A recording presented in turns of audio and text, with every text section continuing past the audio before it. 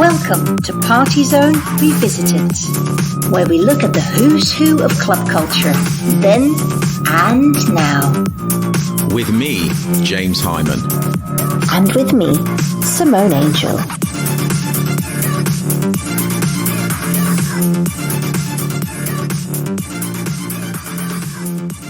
Oi, oi. How you doing? Oi, oi. Back oi, in oi, home? James. Yes, I'm back in Belize. I'm back in the jungle. As you can hear, all the birds chirping again. So yeah, I'm back in the jungle. You're interviewing Kristian Hill and Jennifer Washington, director and producer of this new excellent film about the history of Detroit techno. Although you could say it is techno because they do go deep into the roots, but mainly, and I think that's a very important point because there's been a lot of talk. By the way, a film called God Said Give 'Em Drum Machines. But what is interesting is that, there's been a lot of talk. I've seen this online. I've seen a lot of people get quite incensed, as people do, about, no, Detroit comes from here, and, this was the pioneer. And there is a narrative that three people were the main guys from Detroit techno. That is Juan Atkins, Kevin Saunderson, and Derrick May. I don't think that can be taken away, right? But you have to understand narratives are formed, but everyone plays their part, and they talk about that, I think, nicely in the film. Fantastic archive footage. They talk about roots, people like Kraftwerk, I think Yellow Magic Orchestra. Everything seems to be covered in that film. Amazing archive. But it centers on Detroit because, let's be honest, Detroit is a key part of the techno story, right? Oh, for sure. Big time. Yeah. For me personally, you had bands like Kraftwerk and like New Order experimenting, of course, with all the new technology. But to me, Detroit is where it all kind of solidified, where all these different music styles were infused into it. And this whole new music style, to me, was created that really started like the acid house scene and techno. And to me, that still was, I don't know, still ground zero for me personally. And then it just of course, it's always bouncing backwards and forwards. It goes from Europe to the States, from the States to Europe, and everyone adds their own little bits. But I think what happened in Detroit at that time was incredibly important. Yeah, and I think there's some really lovely angles, which again is touched on in the film. Like the first time this trio, they come to England, basically, I think there was a couple of magazines that were very pivotal in garnering attention to this. Was Record Mirror and the Face magazine. Face did an amazing piece on it. I can't remember was it Neil Rushton who wrote the piece? I can't remember. My brain's gone a bit mushy. But anyway, there was a fantastic piece in the Face, and these guys come over and they're blown away by what's going on in the UK. And it's fascinating to see that whole story, sort of discussed from their point of view. Yeah. And it's interesting because a friend of mine who's from the US, who's really very much into electronic dance music, when I mentioned Detroit to him, he just looked at me like, what's so interesting about Detroit? And when I mentioned these names, he didn't even know them. He was like, oh, but I thought techno came from Europe. Like, no idea, which to me, it was like, what? So it's kind of interesting how in Europe, we look at the US and say that techno and house and all these music styles were to a large extent created there. Whereas in the US, they're looking at Europe and go, no, it came from Europe. So it's quite interesting how, the different perceptions. And of course, remember our trip there? I think we went there, in 98, and we managed in that weekend, we've got to dig out this tape. There's a little clips of it in this documentary, but in a weekend, I remember this. We filmed, and you were incredible because you were doing all the interviews, about 30 of the who's who in techno. Pretty much everyone. We got all the three. We did a special with Kevin Saunderson, which hopefully we're going to revisit again in a few weeks. But Derrick May, Juan Atkins, Eddie Flashing Folks, Kelli Hand. I think we interviewed Mad Mike, the dude with the shoes who had that. Do you remember that crazy place the where all the shoes were hanging Heidelberg from Project, trees I and think stuff? that was called. That was it. That was it. Good right? Call. Yes, that was very funny. Nice. 30 interviews.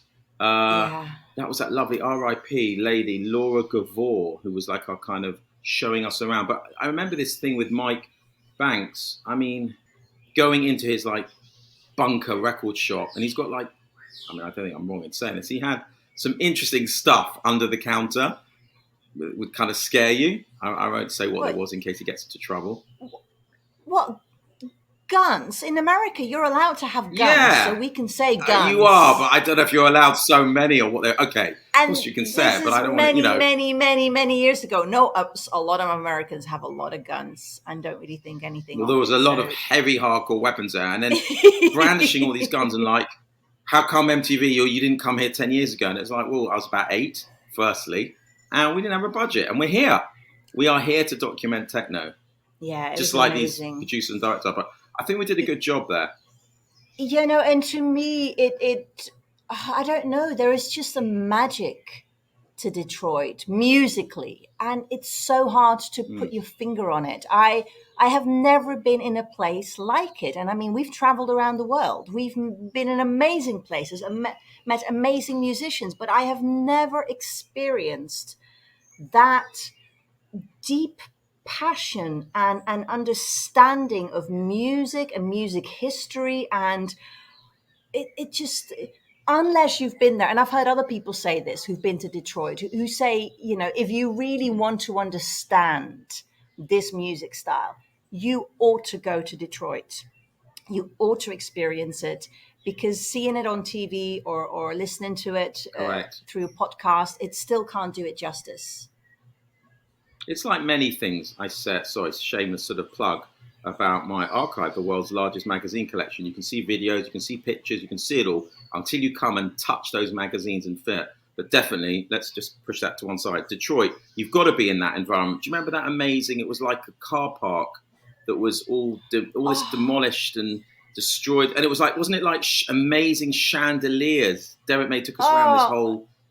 You know, we went and saw those places, and that has so much impact on the vibe, how people make the music, how people live. So you have to be in it, like Motown. Yeah, that was Detroit, of course. Yeah, there was like it was an old theater, I think, which was now a car park. I mean, that's just insane. Although apparently Detroit has gone through, you know, a whole makeover recently, especially downtown. And it's been gentrified. So that'll be quite interesting to see as well. You know, is that vibe still alive or not? And how does it affect the next generation of musicians? And it'd be really interesting to talk to these two people. And listen to their experiences. It's like the struggle. It's like just going back to that point you said, just very interesting. You know, a lot of this music, like, you know, I was listening to another podcast today, actually, our mutual friend Steve Blame interviewing Dave Durrell, which is a must listen. It's very funny. It's very good. He comes out with one quote. I've got to quote it very quickly, and then I will leave you to do your interview. But Dave Durrell, I mean, check this for a quote. Him talking about punk, right? Him getting into punk, and you know how it was all DIY, like techno, all this stuff. Here we go. This is him talking about living when punk is breaking through. I would ride around our council estate in central London on my rally racer bike in a Marks and Spencer's plastic bag as a top. That's what happened in punk. You imagine him. He's literally got a Marks and Spencer plastic bag on him, running around. I love it. But punk, like with techno, you know, it was DIY. Yeah. Go out and do it. It's, you know.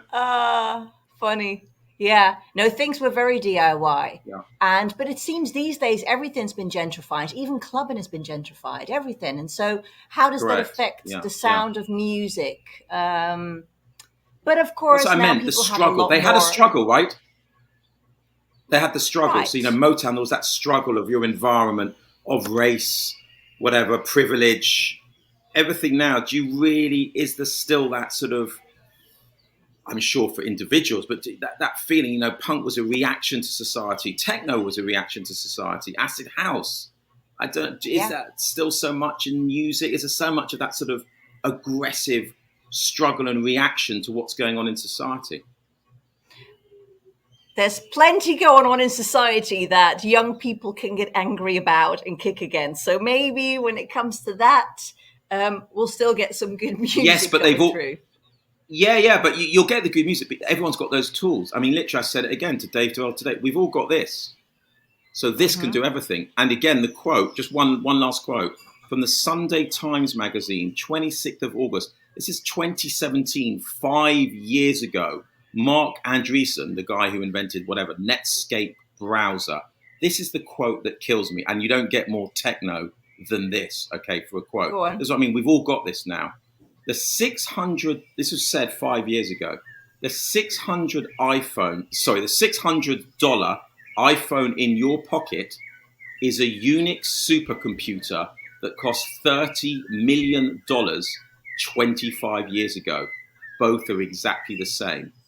So this thing here is a $30 million instrument. Just remember that. Remember the power you have in your hands from techno. Techno, techno, techno, techno. Techno. See? That's equally powerful. As Ray from Too Unlimited would testify, you're very funny. Have a good interview. Oh, big up your COCK. Yeah? And yes, James. I will do. Thank you.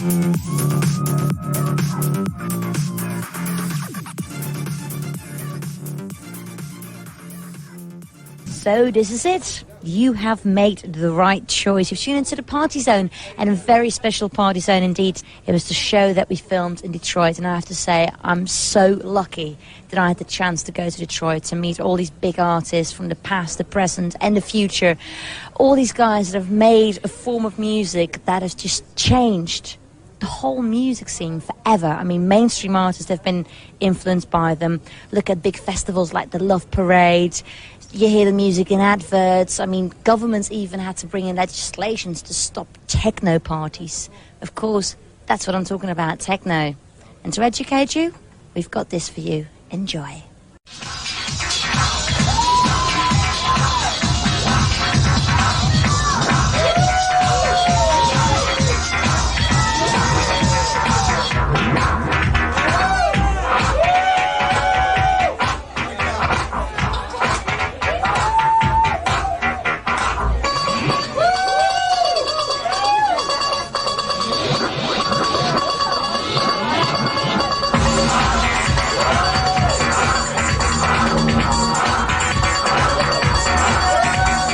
Kristian Hill and Jennifer Washington. We've got the producer and the director of the God Said Give 'Em Drum Machines movie. Thank you so much for being on the show. Thank you for having us, Simone. So, Jennifer, maybe I'll start with you. So the movie is about the Detroit techno scene.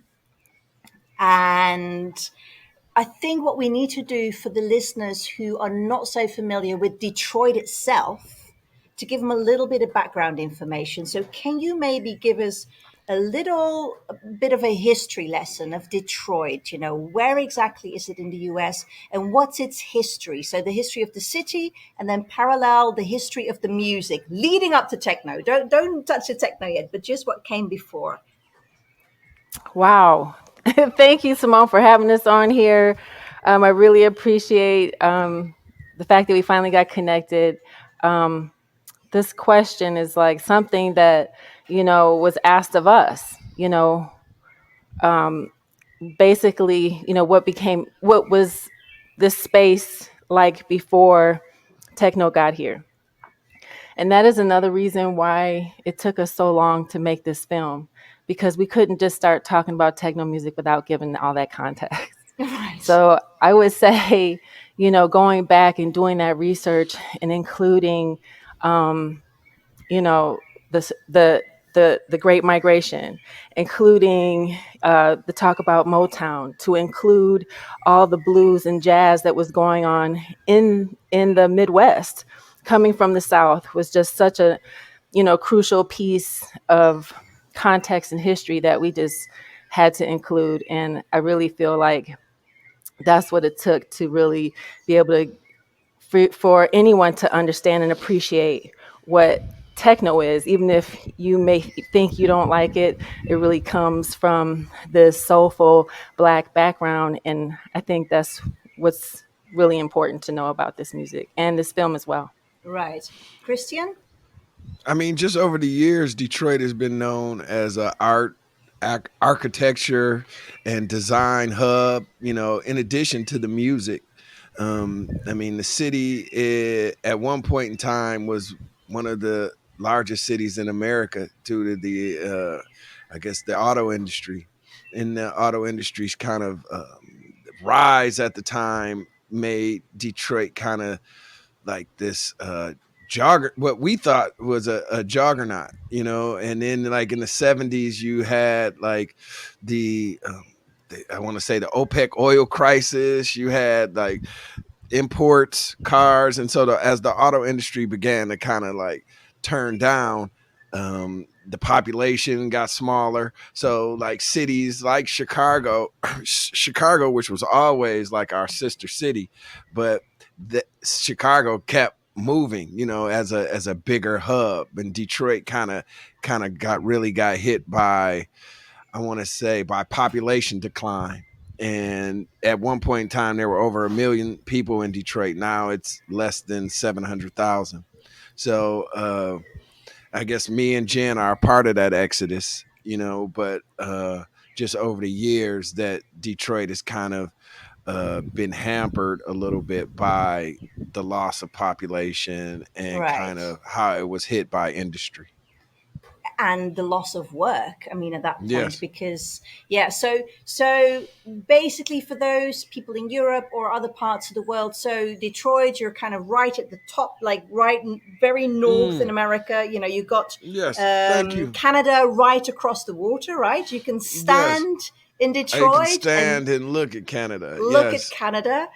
And so it was really the automobile industry that got a lot of people was it from the South as well? Like a lot of Black Americans moved to Detroit at that point because of the auto industry, and brought all their music with them, right? All the different styles. They brought all their culture. Yes. Brought all their culture and kind of art with them. And, that early creative class, goes back to the turn of the century. And I mean, you had early musicians like out of the Scott Joplin era that, were playing, I want to say, ragtime and things of that nature. So the music in Detroit goes back, and having musicians of noteworthy musicians goes all the way back to the turn of century in Detroit. So, to see where we are today, where we have electronic music, there's no question that even today we would have these type of contributors to culture, coming from our city. Yeah, it's always been a melting pot. Yes, always been a melting pot, akin to New Orleans in the South, or akin to Nashville with country music. Detroit has always been a hub for soul music, and always been a hub for Black American culture. So the two of you were both born in Detroit. How did you meet? At the club. That's not true at all.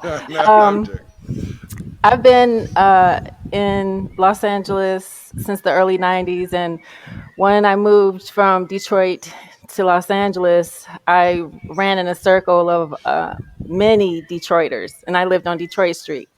And so it was a big social group, and we had a lot of parties, and basically we were part of that scene out here in Los Angeles. So then cut to 2010, we were both in Detroit at the same time.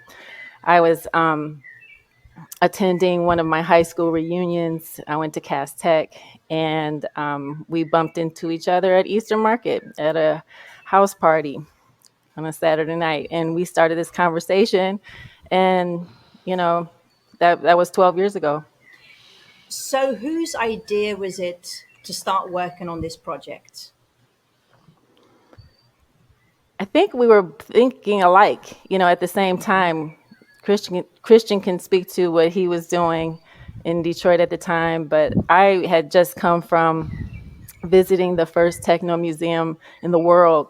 A friend of mine took me to Exhibit 3000, the submerged headquarters on East Grand Boulevard, and I was blown away because I didn't ever really think that this music that I grew up, in love with was now known as techno. I just didn't know that, and so it was news to me, and it just, it was that weekend that I kind of like, experienced this revelation and just realized just how dope this was and how something needed to be done about this because, you know, in the 90s, we just thought of this techno as just being something else, not this soulful. Can you hear me? Yeah, I can hear you. I'm just baffled that you are Yeah. from Detroit. You would dance into this music, and all this time you didn't quite realize like I didn't what it know. was, or did you know Detroit's history? Like, did you understand like everything that you learned from doing the movie? Did you know that beforehand? Beforehand, I mean, we were listening to the radio. We were listening to the radio, and whatever was in the mix show is what, we were dancing to. And so I didn't really know most of these names, the names of the songs, the names of the artists. I really didn't know that they were homegrown. I had no idea until 2010. And so I'm, wandering into this house party in the Eastern Market. I'm just like, blown away. And I'm like, wow, this is a big deal. Why don't more people know about this? Wow. Enters Kristian Hill, director, editor, filmmaker, and then that's kind of how the conversation started. But Kristian was already working on some things, and I'll let him talk to that. But that's kind of how it got started. Yeah. Well, I've known about this.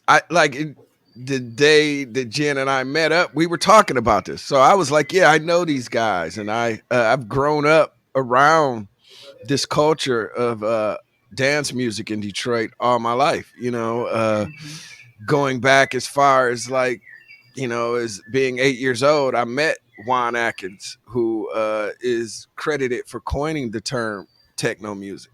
And just like kids in New Orleans gravitate to brass band instruments, in Detroit we gravitated to turntables and drum machines and samplers, all kind of in response to how this music was beginning to penetrate our ears, and we were beginning to hear this sound and how this sound was beginning to affect us, because it was a lot of things happening at the time. You were having the birth of house music, you were having the birth of hip hop, and in Detroit we were having the birth of our scene, which is now known as techno. But in the beginning, it really didn't have, we weren't necessarily calling it anything. It was just, Right. What do you call it? A gumbo of music that a gentleman by the name of Mojo was serving up to us on a nightly basis. And right. so Mojo, very important radio DJ. Everybody seems to talk about this guy. Tell me about him. And his legend matches his impact. The impact that he had not only on myself and Jen and the people in other Detroiters, but that impact kind of carried over into Canada as well. Because again, this music and it's carrying over in Ohio and parts of this Midwest area where where our radio signal is kind of hitting people. So Mojo just was able to go ahead. Yeah, he was just able to tell. Go ahead.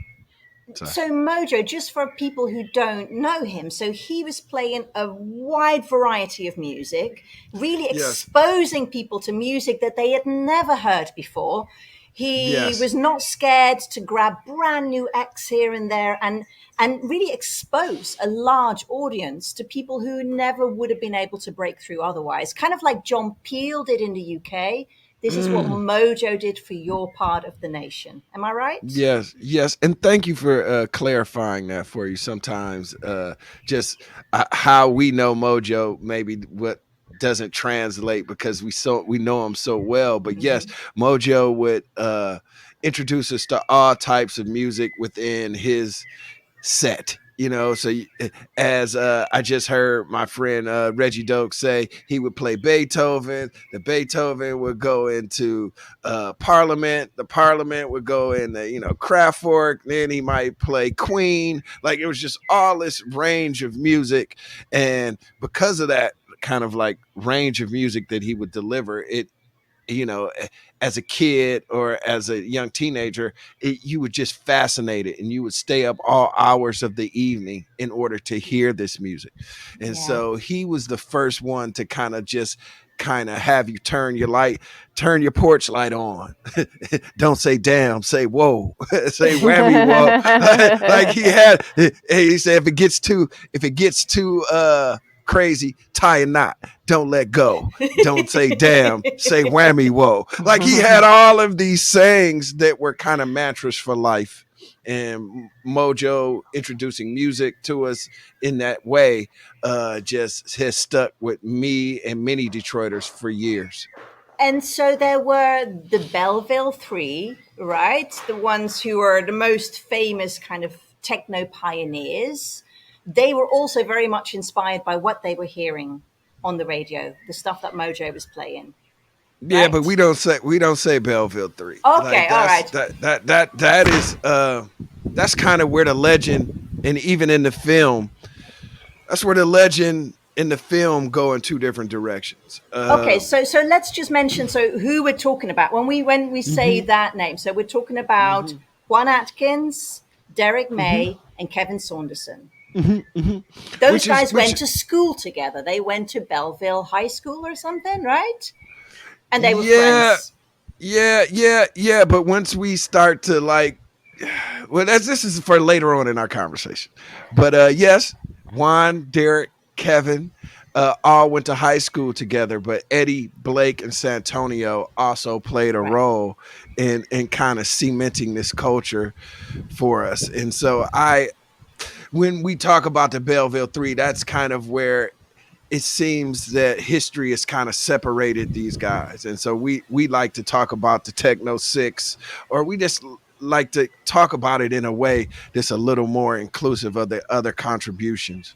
Not that these three guys aren't the most known out of them, but the film kind of talks about reasons why that is the way it is. Right, but I think that's actually, like you said, that's actually very fair of your movie. It's so easy to just look at the ones who are still kind of famous today, and because there's certain ones, because of decisions they've made or whatever, who didn't really reach that. And I think it's quite fair, like what you guys are doing, to make sure that they get the limelight too in this movie.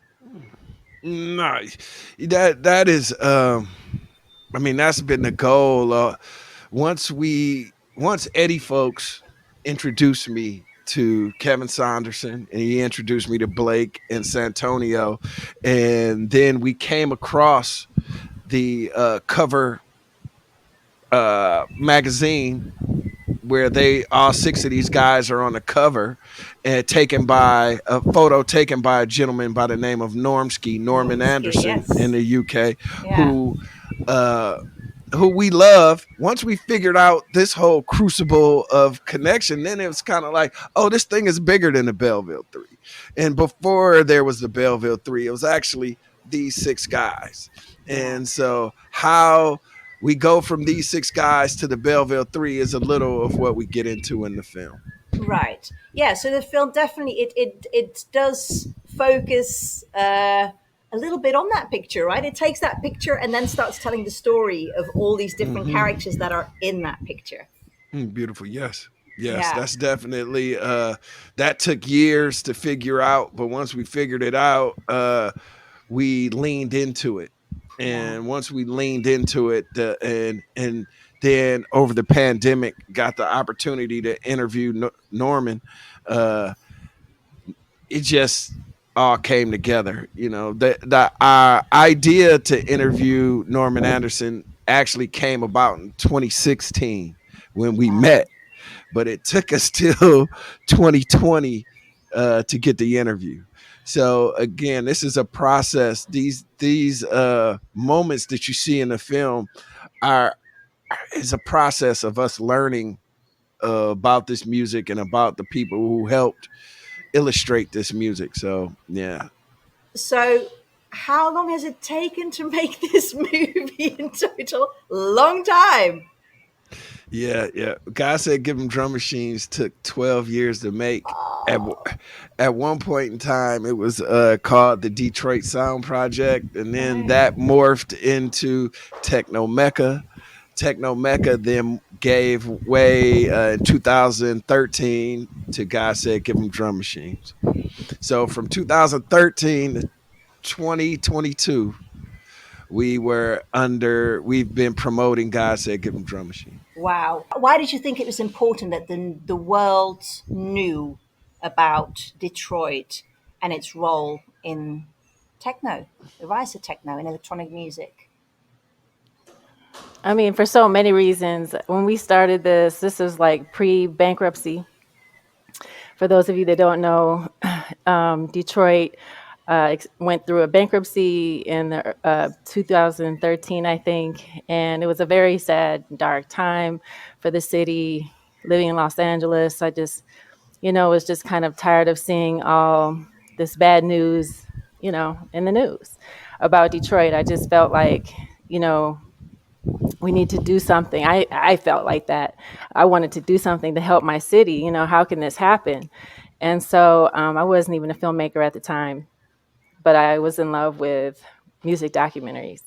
And I started to see how big documentaries were getting and how impactful they could be and how they could really change our life experience and culture.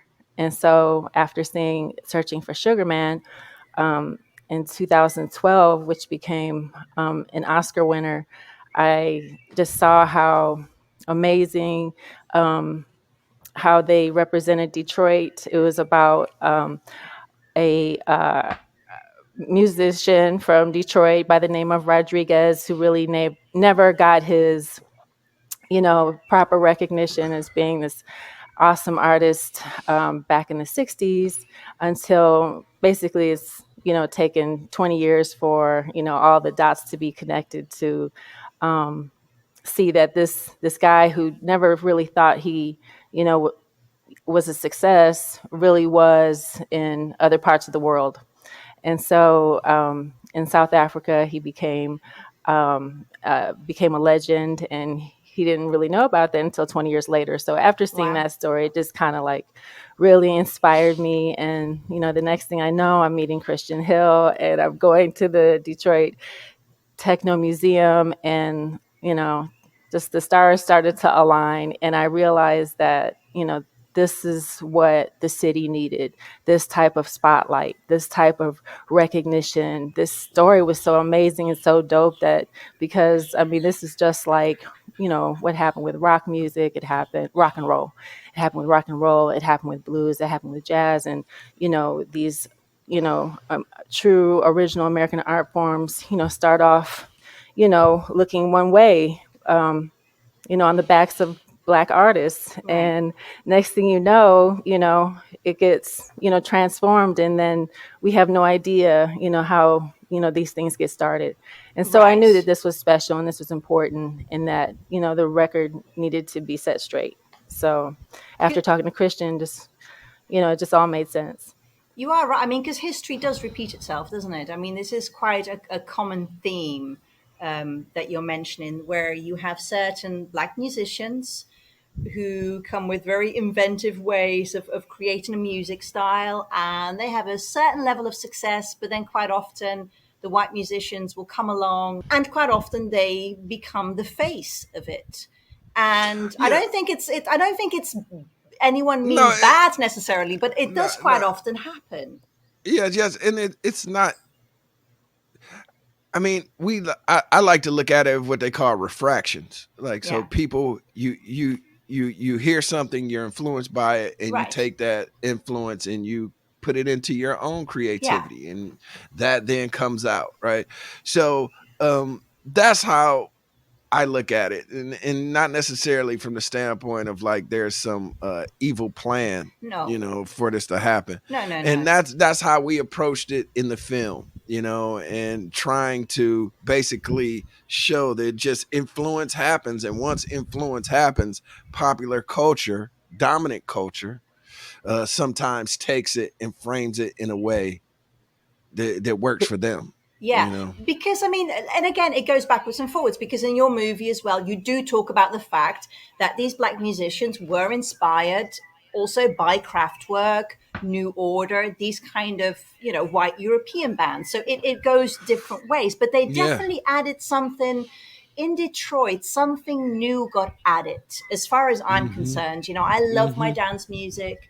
I love, I was big into the whole acid house, early rave scene, and they did bring something new. And I think it was the blending of all these different styles. Whereas the early techno, or not the early electronic music from Europe, to me was a little bit cold, a little bit too robotic almost. And then they added a little bit of soul to it, a little bit of gospel-y, like all these things were blended into it. And yeah, I think it is important that they get the rightful credit for that in a way. And more importantly, that's when it became a genre. After Right. Juan coined it, they did the record mirror cover, then it was cemented into being a genre. That's another reason why this is so important, is Yeah. that without what happened in Detroit, if that didn't happen, then we wouldn't have techno as we know it. No, it'd be an extension of house music, and which is cool. I mean, and really, that's, as Mike Banks says, that techno is sometimes messed up house music. You know what I mean?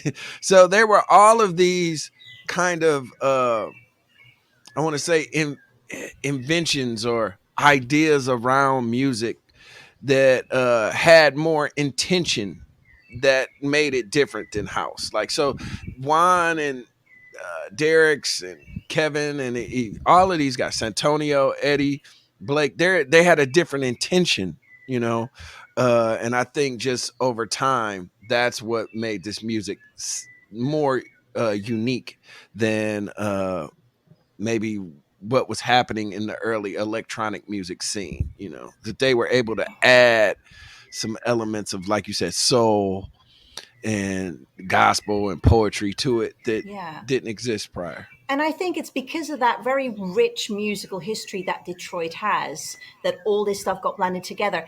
I have noticed online and social media and stuff, there is also a big backlash where people seem to get very wound up about the fact that they say that techno came from Detroit. They're like, it didn't come from Detroit, it came from Europe, and they get really wound up. I don't know why they get so wound up about it, because from where I'm standing, it didn't look like you guys were denying that these guys were influenced by what happened in Europe. But I mean, what's your feeling on that? Why do people get so wound up about this? Because it's cultural currency. And so, like, just over the years, like the story of techno and just kind of African American contributions to music, or just the underground, because some of this music does come from the underground, the LBGT community, and just kind of all. There's a lot kind of in this underground bubble that people don't want to give credit to. Right. And we kind of look at the whole "it started in Germany" thing as erasure. So it's a way to kind of not even deal with the fact that this music may have come from somewhere else. And so just when we bring that up, it's sometimes it's even an issue. So I'm glad you see this, but yeah, it's just something that we've had to deal with in making the film. Like even that's why we've had to lay the film out the way we did, so that people can kind of see that from our standpoint, this is the only place that this music could have come from. Yeah.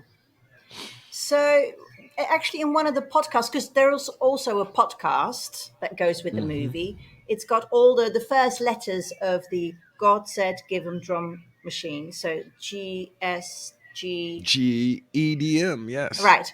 Great podcast, by the way. Everyone, go have a listen. I loved it. I've been listening to some of the episodes, and there was someone on there who said that the difference between the US and Europe. And he said in Europe they consume art in a more scholarly way, than they do in the US. He said in the US, it's more, things need to be a little bit more obvious. So the movies have got big explosions, everything's kind of very commercial in a way, whereas in Europe, things are a little bit more arty. And he said that therefore Europe got it quicker than America does. And also that in Europe, we are very aware of, for instance, Detroit's part in the rise of techno, the development of electronic dance music.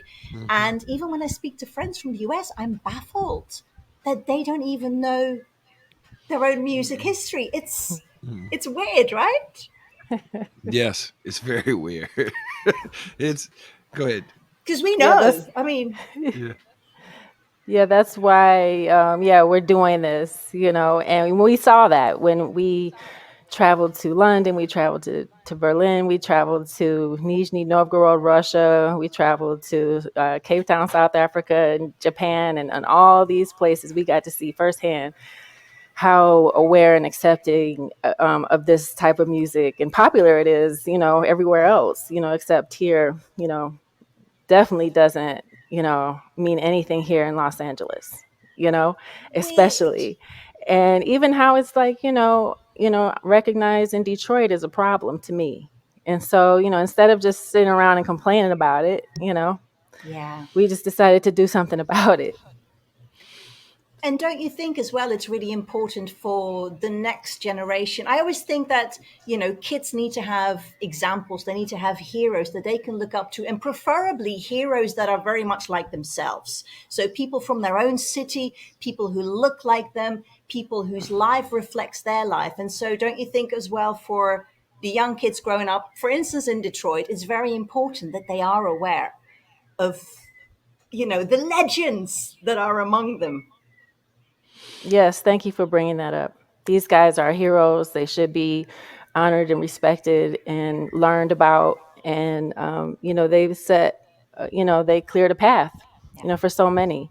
And it's very important because they're like big brothers to me. I've learned so much from them. And I think that, that can happen for future generations. And that's why this story is important. I mean, the film just in our screenings really resonates with kids in their 20s, people in their 30s, just because they're now learning of this. They're now learning of this history and learning of this music in a way that they could kind of see ownership in it. That prior to this, some kids don't see any ownership in the techno. Like just you say techno to them, it brings up the German ownership and erasure that we talked about. But Right. once we show them this film, they also see that this is them. Yeah. That this film is kind of for younger people, and it's for people who are really kind of curious about just where this music that they love comes from. So your movie has been screened or is about to be screened at the Tribeca Festival? Has it been screened we already? we screened at Tribeca this past June. We had 3 screenings. The first one being the world premiere. It was standing room only. Probably 400 people. It was in an event space. We've kind of it was an event space, so it was huge. And Wow.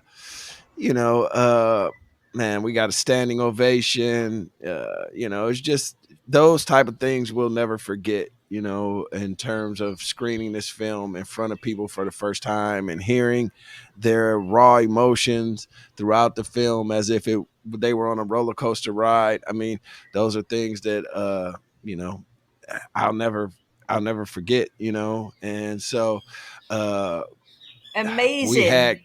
we had Inner City perform at our Inner City, and Blake Baxter perform at the rap party, which was an incredible performance afterwards. So people stayed. Tribeca did an excellent job of really highlighting our film and giving us the type of platform we need to take it into the next market. So yes. Wow, that must have made the last 12 years all worth it, right? Well, it might take me 12 years to figure out just how I really feel about what happened. But What could you do with like COVID? You just had to roll with the punches, right? You just had to get through it. Yeah. I mean, we did several interviews during COVID, and near the end, we were traveling doing interviews. I mean, we basically down the stretch did everything we could to get this thing on screen. Yeah. Even when we didn't even know where it was going to end up, we were working hard. Like a lot of time, it wasn't, even though Tribeca is the portal in which we are coming into the world. Mm-hmm. However, we didn't know what that was going to be, Yeah. So once Tribeca gave us the word, then we had to kind of go into finishing the film mode. So it was a lot that, even though they told us, let's say in February, Mm-hmm. we knew in February or March, Jen, but we really only had from that moment on until screening to finish. 1 week Wow. before screening, we were delivering. You know what I mean? Like, so the film. Talking about the a film deadline. was still happening. Yes. Wow. And they definitely had to call and give us a deadline. Yeah. Wow. An extension. Yeah. An extension for sure. My goodness. And tell me about, so there's a big techno festival as well, right? That's really important in Detroit. Super important, because over 300,000 people come and attend over the weekend. They come to this, they come to Hart Plaza, which is the downtown Detroit. This is kind of any a tourist location or whatever that they've turned into the home for movement, which is it used to be called the Detroit Electronic Music Festival, DEMF, and then before that, but that started, and it used to be a free festival. Now it's a pay festival, but that pay festival has people from all over the world coming to Detroit for more in May from Memorial Day, and they come and celebrate the music in the city. You would never know beyond, let's say, Midtown, what's going on downtown, but downtown Detroit, everybody, all the locations are all kind of celebrating this music, and we have people from all over the world that come and really enjoy themselves. And that gave us a platform to film like some of the best DJs in the world. And without Paxel House, Paxel House actually gave us the early kind of legs to figure out how to do this film, because we would go there and film DJs and interview DJs, make our connections. And it was just from there that we became more of a fixture within the kind of the media space around this music, Yeah, because there's clips of that on YouTube for sure. I've seen some of the clips of what you guys filmed there, or what you, Kristian, definitely filmed there. So how does the whole techno community, like all the artists and stuff, how do they view what you've just done? It's overall positive. Right. Overall positive. Definitely we shock people to a large degree, because nowadays when you go to the club or you go out, you see people with cameras filming. Mm-hmm. But you never know where that footage goes beyond, let's say, your Facebook feed or your YouTube channel. So yeah, we're me and Jen are the people you see in the club with the camera. You just don't know where that footage is going. And just we was able to turn it not only into God Said Give Them Drum Machines, but we made another film called Electric Roots. We also did several short films while making this film.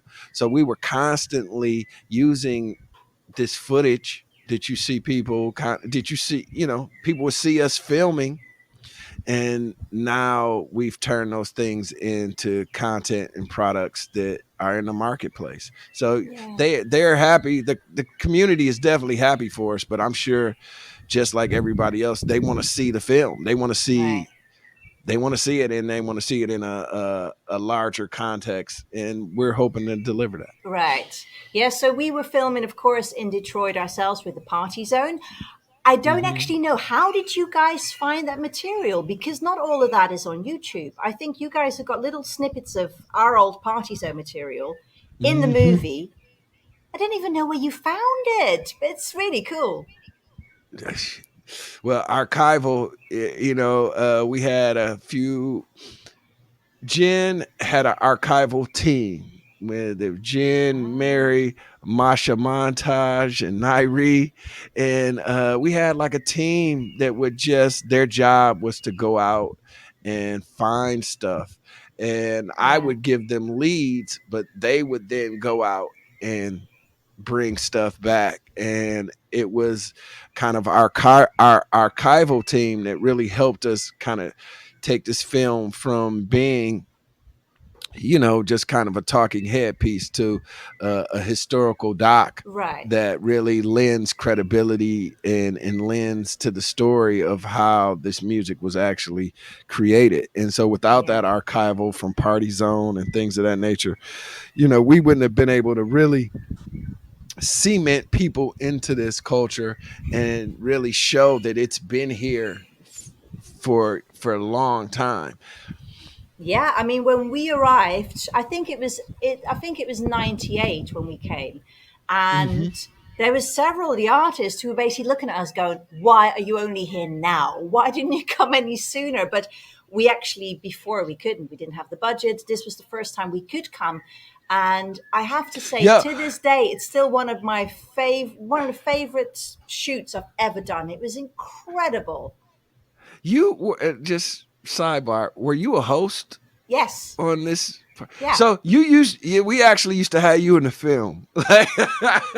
now that like, were you on camera? You on camera? Yes. Oh yeah, we definitely at one point in time had you at the end of the film. Yeah. I know.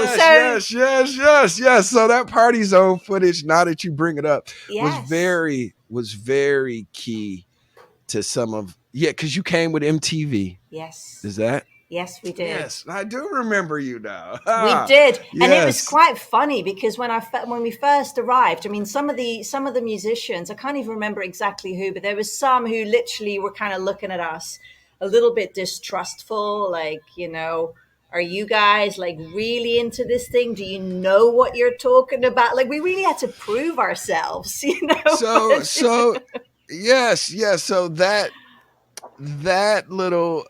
experience you went through was something that we had to go through by fire all the way up into premiere. So it gets like you asked a question about what do people think. I mean, yes, what you just described is how we have to walk through this even today. So even today, as much as we are proven filmmakers in in this space, or just in the space of documentary filmmaking, Jen and I are proven.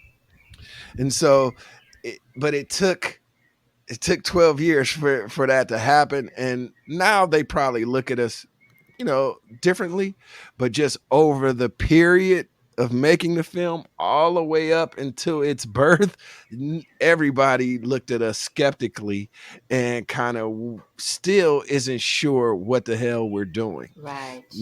But thank you for bringing up the Party Zone footage, because yes, I must say, where you might even been a ginger.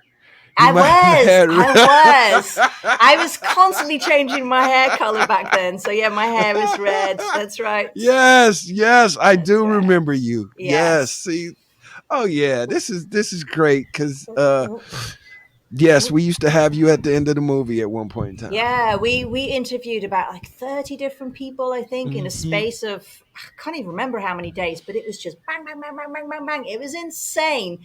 And Mm-hmm. the music and the DJing and everything that I experienced there, I cannot even put it into words. It's James and I, my producer, my MTV producer, and I, we traveled around the world. We've met all the great artists and DJs. Both of us have never experienced anything like what we did in Detroit. Just Wow. the level of just passion and expertise and knowledge, and just absolutely inspiring, absolutely inspiring. And then against the backdrop of, at that point, a very fallen down, just a wasteland of a Detroit, and then this music that blossomed out of it. It's an experience I'll never forget for the rest of my life. What we're doing is like the 90s Motown. Yeah. You know what I mean? Because, I mean, back here, behind this building here, you got the Motown studios. Right. You know, and this is where everything happened. You got Marvin Gaye, Stevie Wonder, all the guys, you know, New Temptations. And I mean, and so that gives us that sense of spirit of Detroit to let us continue on the tradition, whether it be electronic or acoustic or whatever. You know, music is a universal language, so we... Got a lot of people think because they DJ for 3 years, they're a DJ. Oh, no, you got a lot of records, bro, to come back and then present. And let's see a DJ work a black crowd. And then when you come to doing parties, like you said, when you come to Europe and do parties, you got a crowd there. You ain't got to work it. So anybody can be a DJ. Come to my neighborhood and let people pay $5 or $7. They be ready to beat you up because you ain't making me dance. That's what I call a DJ. No. There is something special about Detroit. I can't put my finger on it. I don't know what it is, but there is something. Cheap property. No, That's what it is. It's not. It is. No, but It is. it's. Look, There's something about the where vibe. can you buy? there. Where else can you buy a building that has 4 levels for $70,000? What? How much does it cost for a house in London? You don't want to know. Wow, you can't even get a room for that, you know? Hearing you talk now, I can't help but just see you interviewing all of them. And I mean, you had Kelli Hand, rest in peace. You had Yes. Terrence Parker, who I've known, who I've known of since I was in high school. You had Stacey Pullen. Yes. You had Alan mean, Oldman. everyone. They had everybody. Yeah, I remember that. I remember that footage, and of course, like you said, we used it. But I'm definitely fascinated by meeting you again and kind of readjusting my focus to now be like, oh, I can now see you with the long lens. This isn't just like a up close picture. I know that your love for this music and your understanding of this culture goes back a long way. So Yes. so thank you for taking time to watch the film. It means a lot, you know. Well, thank you for making it, both of you. Thank you so much for making it. And just to end, just tell me, for both of you, why techno? What does techno mean to you? I think I don't know, it's ultimate cool music to me. Ultimate music, movie music to me. I mean, techno for me is it's thinking beyond your borders. It's the soundtrack for going beyond what you currently see. And when Juan and Kevin, Derrick, Blake, and Santonio and Eddie started making this music, they didn't even know what they were doing. It was they were forced to have to kind of coin this term and put it on this music. But I would say I thank them for that. I thank Juan for that. I thank Rick Davis for that. I thank them because it's given us in Detroit a way to sonically kind of continue to kind of cover the world and heal the world the best way they can. And the way that these guys, this artisan class of DJs and producers, goes around the world every weekend to kind of administer this healing music, I'm just glad to be able to share how it all came about with people who are interested to know. So again, thank you so much. It's provided like an extra heartbeat to the world that we all dance to together, right? All around the world. Yes. This music is for everybody, as Kevin says. This music is for everybody. So yeah, that's the feeling that we hope. This film is for everybody. That in this music that's for everybody, we have this film that's for everybody, for them to learn just how or experience how much this music means to us. And that's us, like that's us on the phone, like that's all the techno lovers, like this music. And it's just a grand opportunity to share this information with people, and we treasure and we truly appreciate the honor of being able to share this story. And we took the time. We took 12 years because we wanted to make sure that it was right. So, well, thank you both so much. I hope the movie becomes a huge success. So everyone out there, watch out for God Said Give 'Em Drum Machines. Go check out the podcast as well. And I'm looking forward to whatever comes next from you guys. Thank you very much. Thanks, Simone. Thank you so much. Thank you.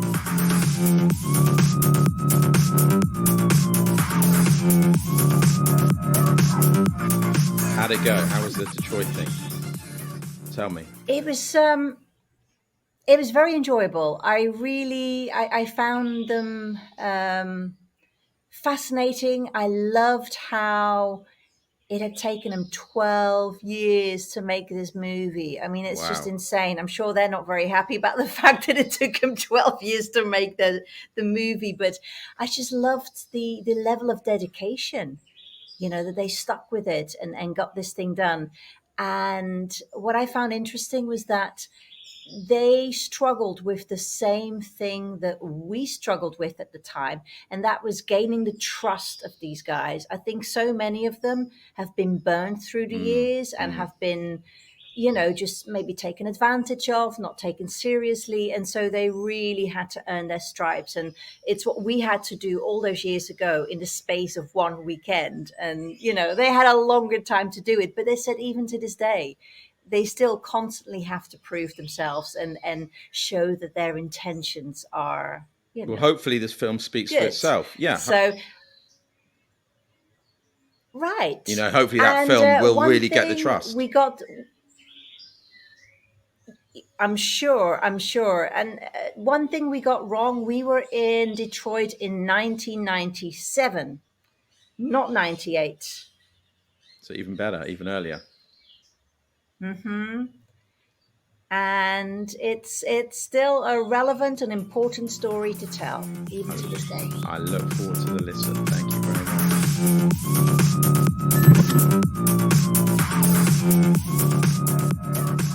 much.